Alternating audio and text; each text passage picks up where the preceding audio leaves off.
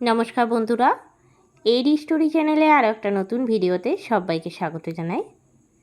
আমার আজকের রেসিপি সম্পূর্ণ নিরামিষ তেল পটল। পটল দিয়ে আমরা বিভিন্ন রেসিপি করে থাকি, তবে তেল পটল কিন্তু একদম অন্য স্বাদের একটা রেসিপি। একদম সহজেই বানিয়ে নেওয়া যায়। অতি পরিচিত এবং পুরনো দিনের একটা রান্না, স্বাদে গুণে অসাধারণ। গরম ভাতের সাথে দুপুরবেলায় এই রকম রেসিপি খেতে কিন্তু দারুণ লাগে। পুরো ভিডিওটা স্কিপ না করে দেখতে থাকুন, আশা করি সবার খুব ভালো লাগবে। তেল পটল করার জন্য আমি পটলটা ভালো করে ধুয়ে খোসাটা ছাড়িয়ে নিয়েছি। খোসাটা ছাড়িয়ে আমি দুপাশটা কিন্তু এরকম কেটে নিয়েছি। আর তেল পটল করার জন্য কিন্তু ঠিক এইরকম বড় বড় লম্বা লম্বা পটল হলেই কিন্তু খুব ভালো হয়। ভালো করে ধুয়ে নেওয়ার পর দিয়ে দিচ্ছি এর মধ্যে সামান্য পরিমাণে লবণ আর দিচ্ছি হলুদের গুঁড়ো। দিয়ে নিয়ে খুব ভালো করে কিন্তু আমি মাখিয়ে নিচ্ছি। অন্যদিকে কড়াইয়ে চাপিয়ে নেবো তেল। দিলাম সর্ষের তেল। পুরো রান্নাটা আমি সর্ষের তেলেই করব। তেল পটল করার জন্য তেলের পরিমাণটা একটুখানি বেশি দিতে হয়। আমি এখানে 4 চামচের মতন সর্ষের তেল নিলাম। তেলটা প্রথমে খুব ভালো করে আমি গরম করে নিচ্ছি। তেল গরম হয়ে গেলে দিয়ে দিচ্ছি নুন আর হলুদ মাখানো পটলগুলো।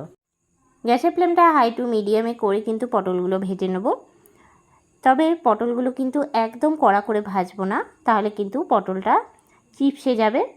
আর তেল পটল করার জন্য কিন্তু পটলটা হালকা করে ভাজলেই হবে। গ্যাসের ফ্লেমটা হাই টু মিডিয়ামে রেখে পটলটা হালকা করে আমি ভেজে নিলাম। এখন তুলে রাখছি অন্য একটা বাটির মধ্যে। যে কোনো নিরামিষের দিনে এই রান্নাটা কিন্তু আপনারা সহজেই বানিয়ে নিতে পারেন। খুব কম সময়ের মধ্যেই এই রেসিপিটা কিন্তু বানিয়ে নেওয়া হয়। পটলটা ভাজতে ভাজতে কিন্তু প্রায় অনেকটাই সেদ্ধ হয়ে এসেছে।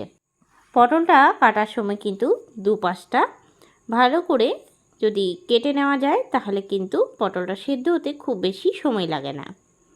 অন্যদিকে আমি একটা মশলা তৈরি করে নেব। তার জন্য নিয়েছি পাকা টমেটো 2টো, নিয়েছি কয়েক টুকরো আদা, নিয়েছি কাঁচা লঙ্কা। পটল ভেজে নেওয়ার পর ওই তেলের মধ্যে আমি দিয়ে দিচ্ছি কালো জিরে 1/2 চা চামচ আর দিচ্ছি একটা শুকনো লঙ্কা ফোড়নে। ফোড়নটা খুব ভালো করে রেডি করে নেওয়ার পর দিয়ে দিচ্ছি বেটে রাখা টমেটো, আদা আর কাঁচা লঙ্কার পেস্টটা। যে যেমন ঝাল খাবেন অবশ্যই সেই বুঝে কিন্তু কাঁচা লঙ্কাটা দেবেন। মশলাটা দিয়ে নিয়ে খুব ভালো করে আমি নাড়িয়ে নিচ্ছি। দিয়ে দেবো এর মধ্যে প্রথমে জিরের গুঁড়ো দিলাম। আমি এখানে জিরের গুঁড়ো 1 চামচ দিলাম। এরপরে আমি দিয়ে দিচ্ছি ধনের গুঁড়ো 1 চামচ। দিয়ে দেবো হলুদের গুঁড়ো 1/2 চামচ। দিচ্ছি পরিমাণ মতন লবণ। সব কিছু দিয়ে ভালো করে নাড়িয়ে নিচ্ছি। গ্যাসের ফ্লেমটা লো টু মিডিয়ামে রেখে মশলাটা খুব ভালো করে কষিয়ে নিতে হবে। যেহেতু নিরামিষ রান্না, মশলাটা যদি ভালো করে কষানো হয় তাহলে কিন্তু তেল পটলটা খেতেও খুব ভালো হবে। পটল ভাজার সময় কিন্তু আমি একবার লবণ দিয়েছি, সেজন্য পরে যে লবণটা দেবেন সেই লবণটা কিন্তু অবশ্যই বুঝে পরে দিতে হবে, না হলে রান্নায় লবণের পরিমাণটা বেশি হয়ে যাবে। সামান্য জল দিয়ে দিয়ে মশলাটা আমি বেশ কিছুক্ষণ ধরে নাড়াচাড়া দিয়ে কষিয়ে নিচ্ছি, যতক্ষণ না মশলা থেকে তেল উঠে আসে। এরপরে আমি দিয়ে দিচ্ছি কাশ্মীরি লঙ্কার গুঁড়ো 1/2 চামচ। দিয়ে আবারও ভালো করে নাড়িয়ে নিচ্ছি। মশলাটা কিন্তু প্রায় হয়ে এসেছে। সামান্য করে আমি গরম জল দিচ্ছি আর নাড়িয়ে নিচ্ছি। এখন মশলা থেকে কিন্তু ভালো করে তেলটা উঠে এসেছে। এরপর আমি দিয়ে দিচ্ছি ভেজে রাখা পটলটা। পটলটা দিয়ে মশলার সাথে 5 মিনিটের মতন নাড়িয়ে নেব।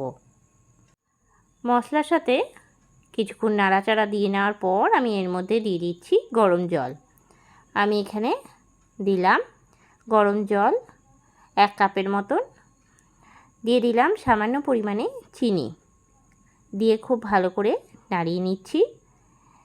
দিয়ে দেবো একটা চাপা ঢাকা 10 থেকে 12 মিনিটের জন্য, পটলটা যতক্ষণ না সেদ্ধ হয় সম্পূর্ণভাবে। 10 মিনিট পরে ঢাকনাটা খুলে নিলাম। দিয়ে দিচ্ছি কাঁচা লঙ্কা 3টে আর দিচ্ছি গরম মশলা গুঁড়ো। খুব ভালো করে ফুটে গেছে আর এখন কিন্তু ঝোলটাও অনেকটা টান টান হয়ে গেছে। ঠান্ডা হলে কিন্তু বাকি ঝোলটাও টেনে নেবে। এখন আমি পরিবেশনের জন্য একটা ডিশের মধ্যে তুলে রাখছি। আপনারা এইভাবে একবার তেল পটল বানিয়ে নিন, সম্পূর্ণ নিরামিষভাবে। একদম সহজেই কিন্তু এই দুর্দান্ত স্বাদের তেল পটল বানিয়ে নিতে পারবেন। গরম ভাতের সাথে হোক কিংবা রুটির সাথে খেতে কিন্তু দারুণ লাগে। কেমন লাগলো আজকের এই রেসিপিটা অবশ্যই আমাকে জানাবেন। আপনারাও একবার এইভাবে বাড়িতে তৈরি করে দেখুন, আশা করি সবার খুব ভালো হবে। রেসিপিটা ভালো লেগে থাকলে লাইক করবেন, শেয়ার করবেন। এই চ্যানেলে নতুন বন্ধু হয়ে থাকলে চ্যানেলটা সাবস্ক্রাইব করা অনুরোধ রইল। আর যারা ফেসবুক পেজ থেকে দেখছেন অবশ্যই পেজটাকে ফলো করে দেবেন। আবারও নতুন কোনো রেসিপি নিয়ে হাজির হব, সঙ্গে থাকুন আর দেখতে থাকুন। সবাই ভালো থাকবেন, সুস্থ থাকবেন। ধন্যবাদ।